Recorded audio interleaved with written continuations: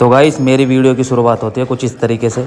तो मैं सुबह को काम के लिए रेडी हो जाता हूँ तो मेरी वाइफ जो बनाती है वो खाना बनाती है, मेरे को पैक करके भेजती है हर चीज़ें।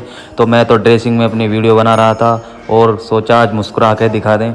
तो वाइफ खाना बनाने के लिए चली गई थी तो मैं अकेला ही था। मैं नहा धो के तैयार हो चुका था और मेरा बेटा भी उसके पास ही था। तो भाई खाने की बारी आती है तो खाने में आज बहुत ही देसी खाना मिला था। उसमें लोनी घी और इतना सारा ढेर सारा मिला था। तो सब्ज़ी आलू की बनी हुई थी तो काफ़ी अच्छी लग रही थी। तो भाई आपको देसी खाना पसंद है कि नहीं कमेंट करके ज़रूर बताना।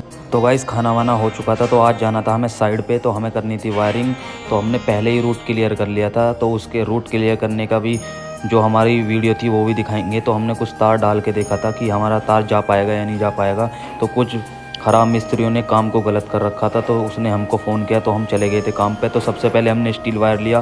तो गाइस स्टील वायर जो होता है वो काफ़ी लंबा होता है। तो कमल वीडियो बना रहा था तो मैं तो स्टील वायर को नाप रहा था कि कितना स्टील वायर हमारे किस छोर से किस छोर के लिए काफ़ी रहेगा।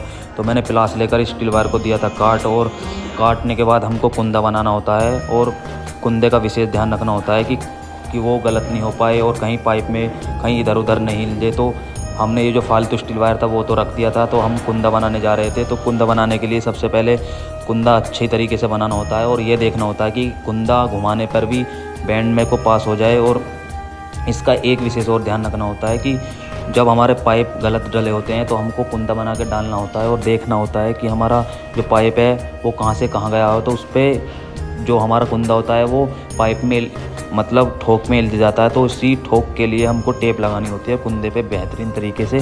तो ये टेप हम लगा चुके हैं। तो कमल भाई वीडियो बना रहा था तो मैंने टेप लगा के इसको कुंदे को भी रेडी कर दिया था। अब आती है हमें पाइप में स्टील वायर डालने की बारी। तो हमने कमल को सीढ़ी पे चढ़ा दिया था और यही देख रहा था कि मैं देख रहा था दूसरे ठोक पर। तो ये MC बॉक्स लगा होता है तो मैं तो यहाँ से चला गया था और पाइप को देख रहा था। कमल डाल रहा था स्टील वायर और आवाज़ मार रहा था कि हमारा पाइप तार आया है नहीं आया। तो तार नहीं जा रहा था तो कमल ने इसको घुमा दिया और घुमाने के बाद भी नहीं जा रहा। तो हमें लगा कि एक पाइप चौक हो जाए। तो हम थक चुके थे और हम जा ले चुके थे क्योंकि तार में वहाँ पे बहुत ज़्यादा गड़बड़ हो रही थी। तो रात का कुछ इस तरह का व्यू था भाई। ये वो बिल्डिंग है जिसमें हमने काम कर चुके थे अच्छी तरीके से। और ये हमें ये पता नहीं था कि रात में शहर इतना अच्छा लगता है। लाइटिंग भी इतनी अच्छी लगी हुई थी यार।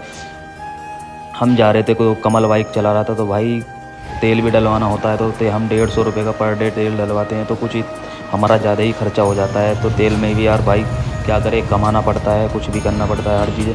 तो भाई हम बिल्डिंगों को देख रहे थे कि यार कितनी सुंदर लग रही थी यार। लाइटें इतनी अच्छी लाइटें लगी हुई थी, हर चीज़ जगमगा रही थी। तो भाई रात का तो कोई मतलब ही सवाल पैदा नहीं होता। तो भाई इतना अच्छी बिल्डिंग सजी हुई थी। मैं सबको इनको देखकर काफ़ी एक्साइटेड हो चुका था क्योंकि ऐसी ये दृश्य मैंने आज तक कभी गाज़ियाबाद के अंदर रात में नहीं देखा था।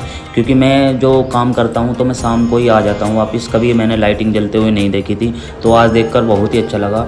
काम करने में थोड़ी लेट हो गए थे तो इसलिए ये दृश्य देखने को मिल गया कि हमारा गाज़ियाबाद देखने में इतना भी अच्छा लगता है।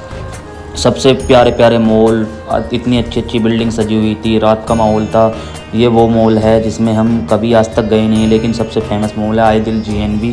क्या आप इसके अंदर गए हैं कमेंट करके ज़रूर बताना। उसके बाद पहुंच जाते हैं भाई, थोड़ा रास्ता कवर करने के बाद पहुंच जाते हैं सिग्नेचर हाइट के पास में। और यहाँ से भी हमारा घर कम से कम 40 किलोमीटर के आसपास पड़ता है। लेकिन हम रात में कमल बाइक चला रहा था और मैं तो पीछे बैठकर वीडियो बना रहा था। इसके बाद पहुंच जाते हैं PVR मॉल पर। तो PVR मॉल पर हमारा भाई सबसे फेमस यही है गाज़ियाबाद के अंदर। ये रात में भी बहुत अच्छा खूबसूरत लगता है।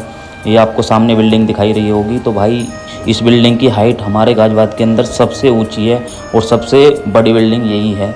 तो मेरे को माल है तो इसकी पता नहीं है कितने हैं, लेकिन हाँ भाई सबसे ऊंची और सबसे बेस्ट है। ये अभी कंप्लीट नहीं हुई है, नहीं इसमें बंदे अभी व्यक्ति रहते हैं और नहीं किसी ने फ्लैट अपना ख़रीदा है। तो गाइस आप भी फ्लैट में रहना पसंद करते हैं तो कमेंट करके ज़रूर बताना, कमेंट में राय जरूर देना। और वीडियो आपको कैसी लगी नेक्स्ट ब्लॉग में। तब तक के लिए बाय बाय।